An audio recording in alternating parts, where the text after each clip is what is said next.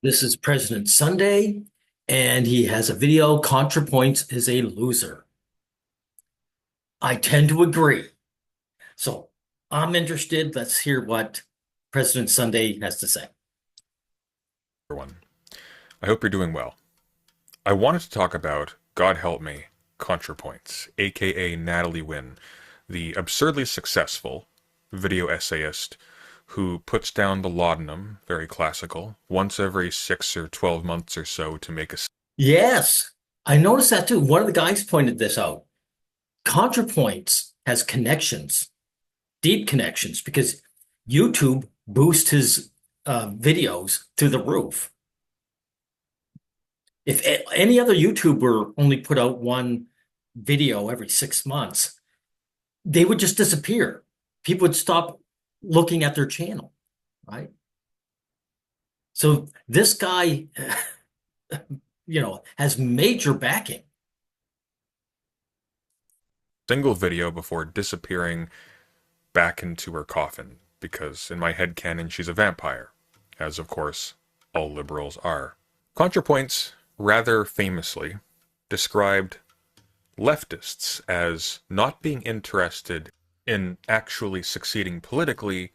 They just want to vent their frustration at not having any power now. They don't. Oh, by the way, Prime, I am kind of curious because you say liberal and leftist are two different things. I'm ignorant on that. I just know feminist, which is what ContraPoints is, can never be liberal.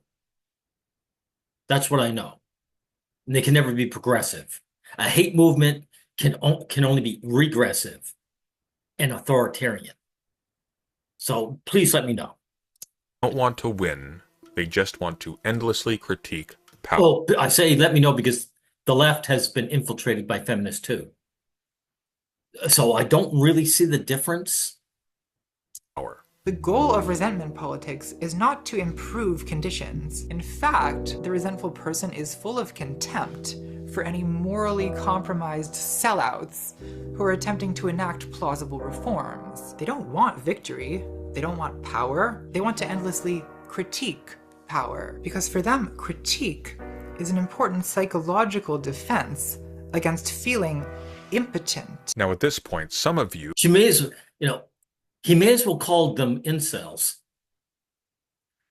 I don't know if you caught that, President Sunday, but she's basically calling everyone who calls out her, grifting incels. Who have good memories and who have actually watched ContraPoints' video might be thinking to yourselves, wait a minute, I think Sunday's made a mistake. This sentence comes from a video ContraPoints made in 2021 called Envy, and in this context she's specifically talking about incels, and she's talking about the politics of ressentiment in a Nietzschean sense, which I've explained in other videos, but at this part of her video, ContraPoints isn't talking about leftists, she's talking about incels. You see what I mean? So now you leftists are incels. Incels, President Sunday, is just a term. It's an N word, right? You people don't know your place. You don't know your place. You're supposed to just give this guy money and believe everything that he says and support him no matter what he says. Otherwise, you're an incel. She is talking about leftists. Let me explain. Here's the thing. This section in her video follows one in which she is casting aspersions on people who are upset that wealthy socialites were conspicuously flouting quarantine protocols during the pandemic, protocols that normal people were supposed to follow. Isn't the issue that when Kim tweeted this, most people were trapped in quarantine? We didn't get to have birthday parties. Some people couldn't even travel to visit their dying relatives. So watching Kim get to travel and celebrate her birthday like normal was painful. Pain at the good fortune of others is how Aristotle defined envy. And I think it's interesting that whenever social media erupts in outrage over luxury music festivals, Or it could be just fairness, right? It's a sense of fairness. No, she gets to do it. Why not us? That's not envy. That's anger at unfairness. Or Kim K's birthday party, or Jamila Jamil's privileged pores. No one ever uses the word envy. It's like we're averting our eyes, avoiding confrontation with this dark aspect of our own psychology. Okay, so you see, she's saying, or sorry, he, whatever, is turning around and saying, hey, if you guys don't like how unfair things are, you're just envious. Let's see if what Prime has to say about this. There are other affects ContraPoints might have read in Aristotle if she actually cared to. Affects like distaste, anger. Yeah. And it is actually perfectly appropriate to be disgusted at people flaunting their wealth while other people in society, due to the exploitation of their labor, are not able to see their dying relatives in their last moments. A lot of people who watched ContraPoints' video seem to have missed that the upshot of her entire piece is that people who criticize rich people for not abiding by normal societal standards are therefore motivated by envy and are politically abortive. Which is why when she stops talking about incels, she says this. Raw envy is a very bad basis for egalitarian politics. It often targets the wrong people, like millionaires instead of billionaires, and eventually... You see, millionaires instead of billionaires. You see, I'm not a billionaire. You're supposed to hate them. I'm a good little millionaire, right? In my privileged lifestyle, it can't be attacked because you're attacking me now, right? You're critiquing me.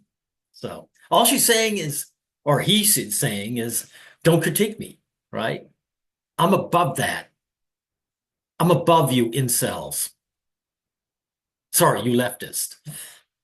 Eventually, it turns the revolution against itself, and you get the circular firing squad, the self-cannibalism. The problem I see on the left today is that without any genuine political outlet, resentment mostly manifests as morality. Morality itself being a way to vent envious aggression and vindictiveness. On the left, we claim to be so impersonal. So calling this guy out is being vindictive. Right? We're all about structural analysis, the material conditions, systems of power, intersectional identity hierarchies. But if you look at what people... By the way, ContraPoints, if you want to be a woman, you got to pass. If people mistake you as a female, you're a female. It doesn't matter if you can bear children or not. Guys don't care about that. They only care if you look like a female. If you don't pass, then you're not one. You're not going to be welcome.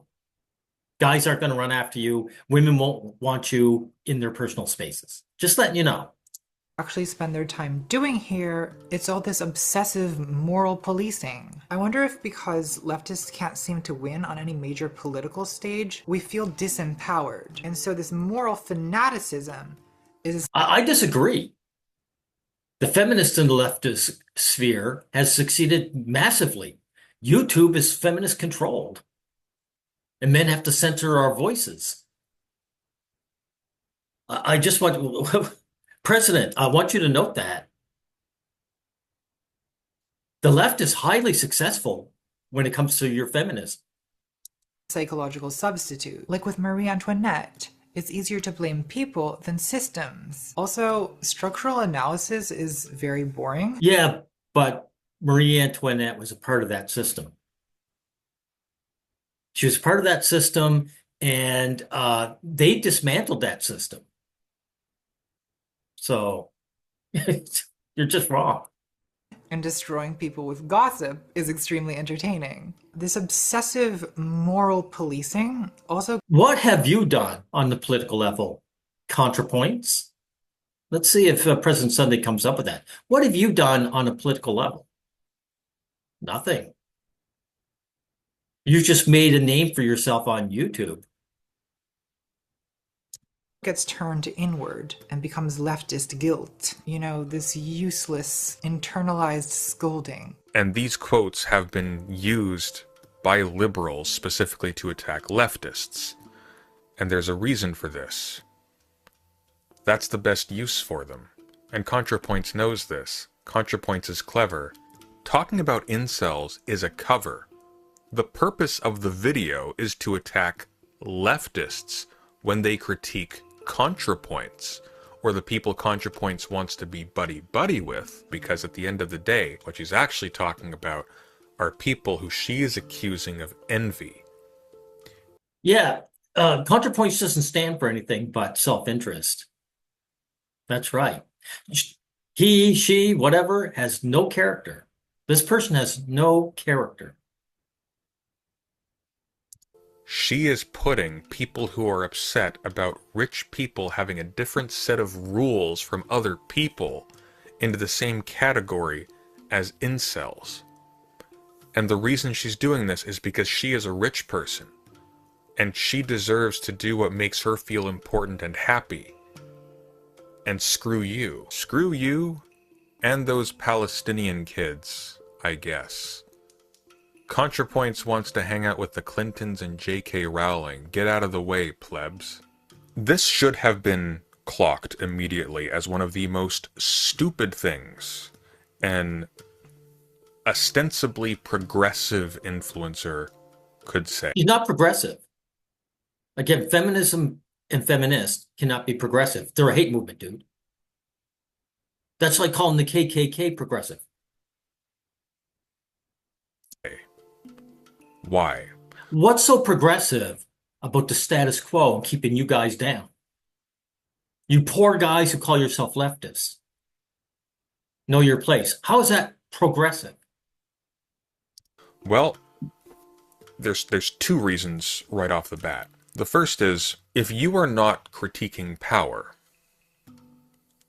you are not critiquing power. If you are turning off that part of you that identifies... Yeah, but she is power. She's a part of the elite. So why would she critique herself? ...problems and points them out as something that we need to fix. You aren't winning, you're losing by default. Because if you stop critiquing power, you are effectively a fixture of the current power structure. You are... Well, yeah. So she's not really a loser. Or sorry, he is not a loser. ContraPoints isn't a loser. He's won. ContraPoints can, like you say, put out a video once every year almost and gain millions of views. He's a winner. Not a revolutionary agent. You're a conservative. This is sort of a last-minute addition. There's a part in the clip I just... Aha, did you hear that? You're conservative. Exactly. Feminists are far-right authoritarian hate groups or hate mongers. That's what they are. Showed from ContraPoints' video where she describes envy as a permanent fixture of the human condition, something that we just have to deal with as a permanent, tragic part of our existence. I think envy is like libido. Well, that's true. You know, people always feel envious, just like we'll always feel anger or outrage. But of course, she's just calling people that are rightfully ticked off with himself as being, envious, right? Right. basic force of human nature that's more or less unstoppable. But with the right leadership, I think that envy can potentially be sublimated. I like how he's always doing his makeup. I see a lot of women do the same thing. It's like filing your nails, right? So I'm above all you peasants. Or redirected into something more constructive. And this is about as conservative an argument as you can make. In a very old sense, the idea, for example, that human beings essentially have these particular negative, socially rooted sorts of relationships with each other that have to be dealt with by a political system. This was challenged by Jean-Jacques Rousseau prior to the French Revolution on the grounds that you need to have like a complex of ideas about yourself, about justice, about your self-worth, about ownership, and all these sorts of things that are not universal, things that we not only had to evolve to be able to experience, We had to have a particular type of society and a particular type of discourse and culture and language in order to make these things even coherent as notions. In order to have envy of someone's property, you have to have a notion of property. In order to have envy of someone's reputation, you have to have what Rousseau called amour propre. You need to have a love of self that is conditioned on one having sort of a social avatar of oneself in the world that is apart from your own body, that sort of exists among other people like angels on the head of a pin, being able to be dishonored, right? If someone sleeps with your wife, that's like, oh, I am now a lesser being. Well, dude, I mean, guys getting upset over someone else banging their wives, that's been around since the Stone Age. So I don't know what you're talking about. Worth has been affronted. I must take revenge to restore my honor. Well, in the case of sleeping around the wife, they just hate other men. And they don't want men to have enjoyment. So it's not really honor might be included, but that's not the base of it. You know. Sorry, I'm forgetting your name, President Sunday. That's not the core of it. The clay feet is the hatred of other men and their joy. Rousseau's entire point is that this doesn't occur in nature. There is no long-held resentment in nature. If someone is stronger than you, you flee. If someone is weaker than you, you hunt, right? What this notion of a permanent, inescapable, sort of fallen aspect to humanity does is it allows conservative arguments to creep back into leftist discourse, because now we need Dude, it just it creeped in with the feminist. President Sunday, feminists are conservatives. You let it take over your group. That's why you have these talking points. Authoritarian, coercive structures to manage our fallen, dark, violent nature.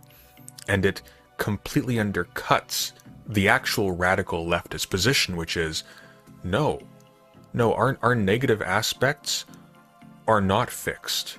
These are things that we can change. We can make ourselves better. Yes, and not only can we make ourselves better, a lot of the things that we classify as negative. You want to make yourself better? Kick the feminists out of your group.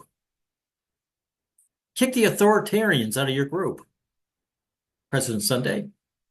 Are actually the product of the current system and not things that the current system can leverage as a justification for its own existence. Digression over, continuing back to previous Sunday. The second problem is a little bit more lower level and obvious. Why are you attacking leftists for critiquing power? The power they are critiquing is genocidal in nature. It is enslaving in nature. The political party... Well, feminists are capitalist. The girls, they're hypergamous. They side with the guy with the wealth and the power. That's why.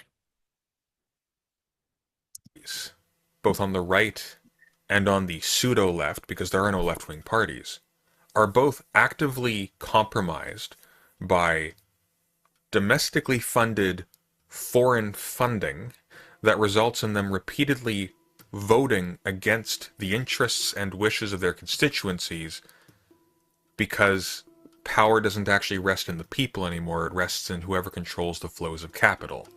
And what controls the flow of capital is not the people. It's not the people anywhere. Exactly. ContraPoints is a capitalist. Feminists are capitalist, hardcore. That's right. That's why they can never be left-wing. It's megacorporations, billionaires, oil companies, oil states, and so on. A whole lot of funding gets put into Israel, which then gets put back into the states to make sure that pro-Israel candidates are always massively overfunded compared to their competitors.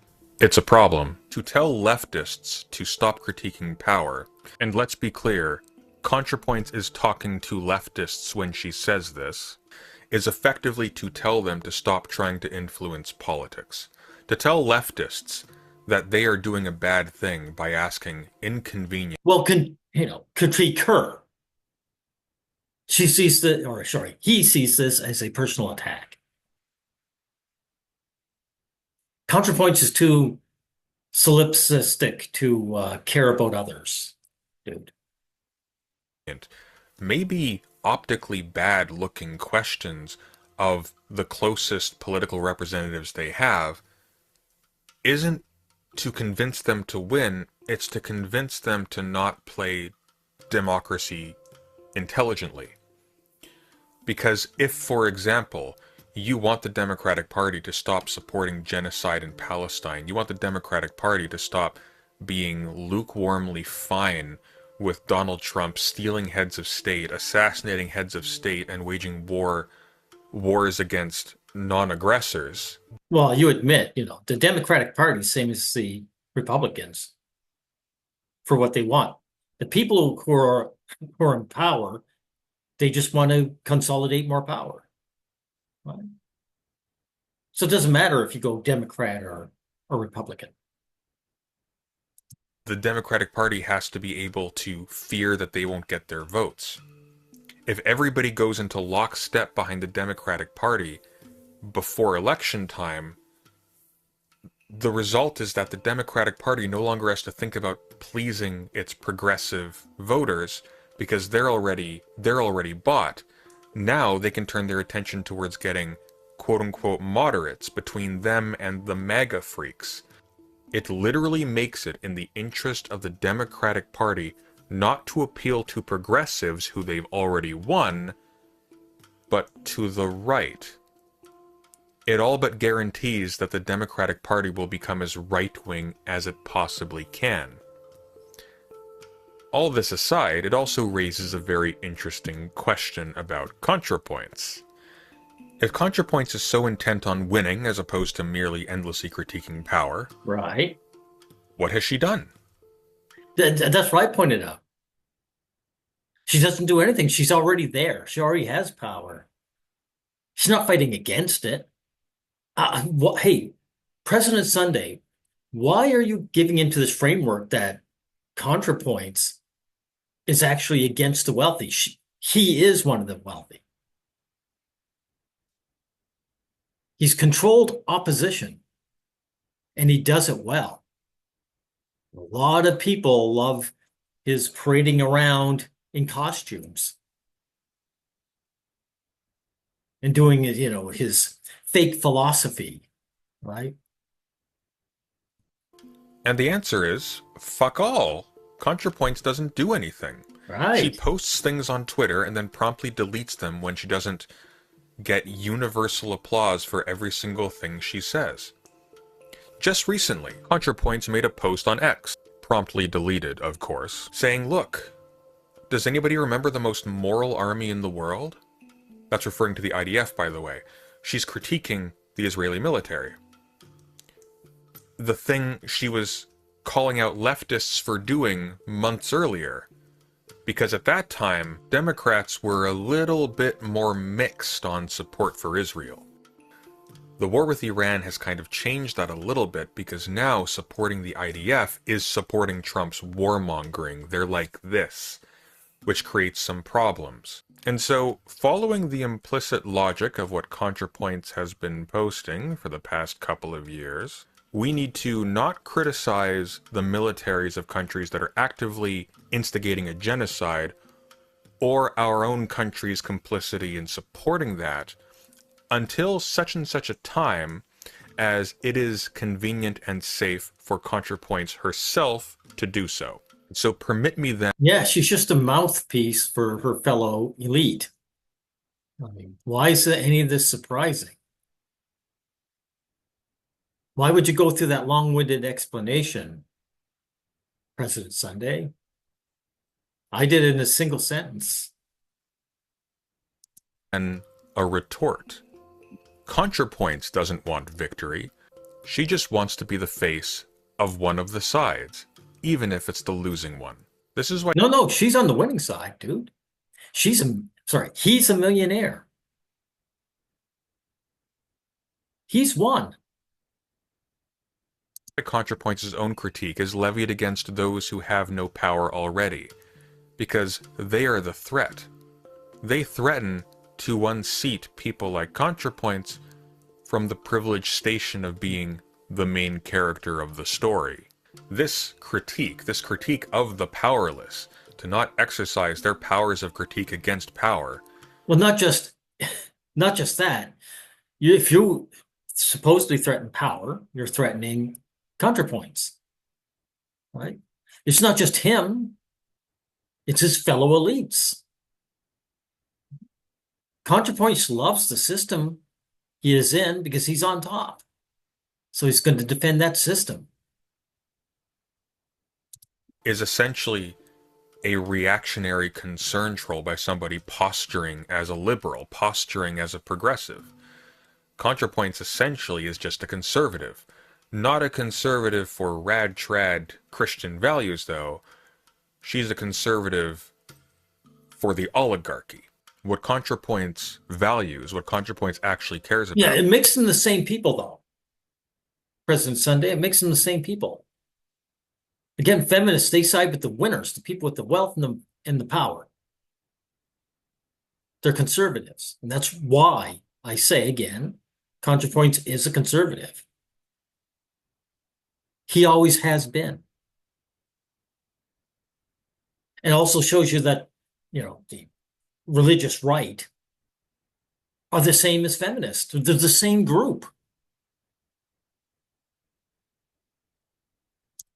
Is not victory. What ContraPoints values is being the main character. It is her privilege as a rich, famous person. And so not only is ContraPoints a raging hypocrite, Yeah. she's worse than useless. Because this is how democracy... No, she's not useless. She's very useful at getting what he wants. He's useful at getting what he wants. He's where he wants to be. works.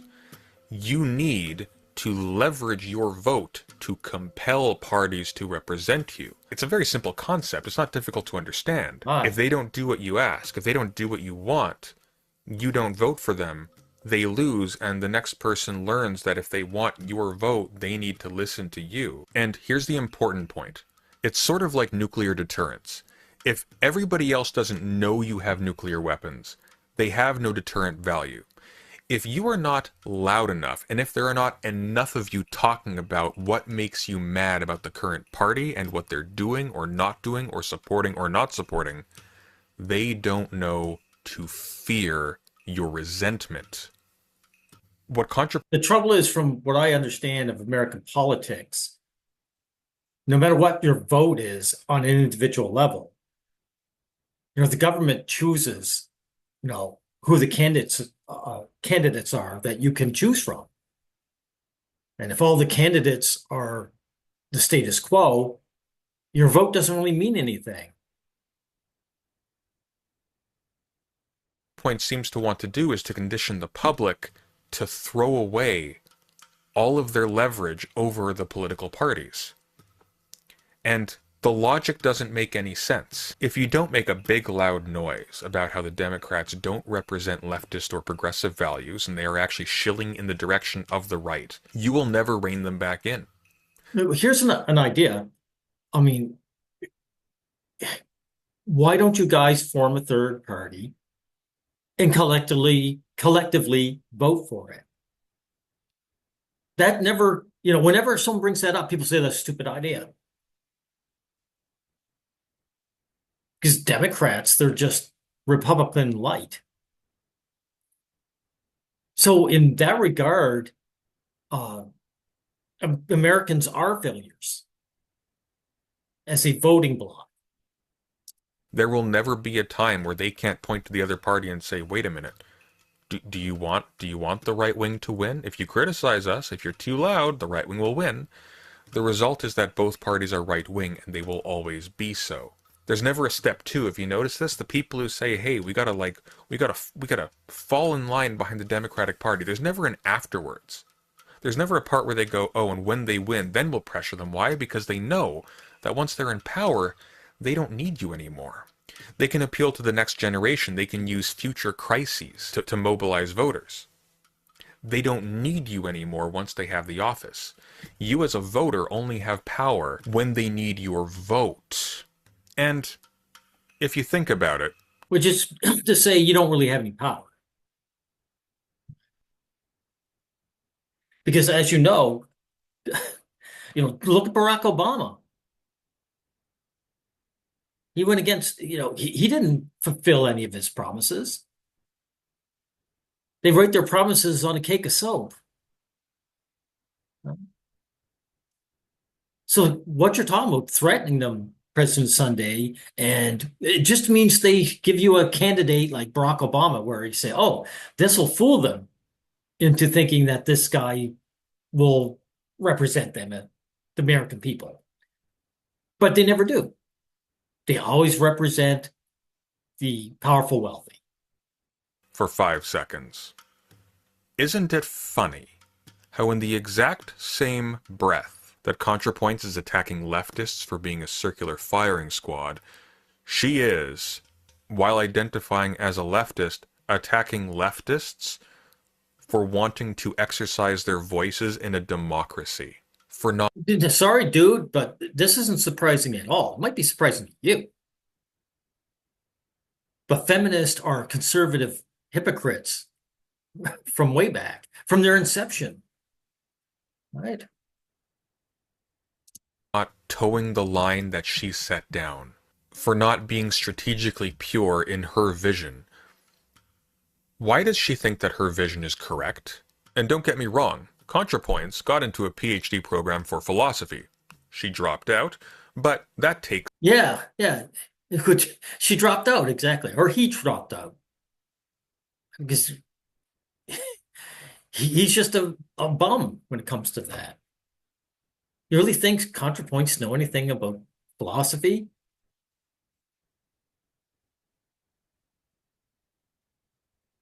some brains. She could probably have a very interesting conversation with a person who knows their stuff about politics. But she doesn't know her stuff about politics. She's never organized. She's never taken part in planning a protest or Why would he? Why would he? He wouldn't. Why would he plan a protest protesting himself and his elite group? in, well, anything, frankly. She's been successful on YouTube. It's not even clear that you can call that her expertise. A lot of people back then got successful on YouTube. It was less saturated then. My degree is actually in political science. I take it very seriously, and I would never speak with the kind of confidence that ContraPoints exhibits here. I don't know what works and what doesn't. Well, ContraPoints is a grifter. If you want to be a good grifter, you've got to exude confidence. The meek do not inherit the earth. But here's what I do know. When you pressure people on your side into silence, for whatever reason, you could have the She's not on your side. She never was. I mean, how gullible can you be? smartest, pragmatic, strategic reasons for doing so. You reduce the diversity of the kinds of expressions that your side can manifest. This has two very negative effects, necessarily. The first is that those voices that would provide the internal critique necessary to transform your side when the situation demands it disappear. Well, that's not negative to him. ContraPoints, he gains by that. So The second is that your side loses the ability to be creative and spontaneous. again, ContraPoints isn't on your side. He's a winner, not a loser. And so, in evolutionary terms, a volcano erupts, and all of the animals are the same. Unless all of the animals are capable of surviving that volcano, you don't have evolution, you just have extinction. Evolution requires Right. a certain amount of disarray. Okay, this is kind of silly. Is there any point going any further? I don't think so. I don't think so. Sorry, President Sunday. I mean, you were as gullible as they come. Again, why would ContraPoints? Why would he uh, who is a mouthpiece for the elite wealthy, join a progressive movement other than to control it and to keep it from functioning.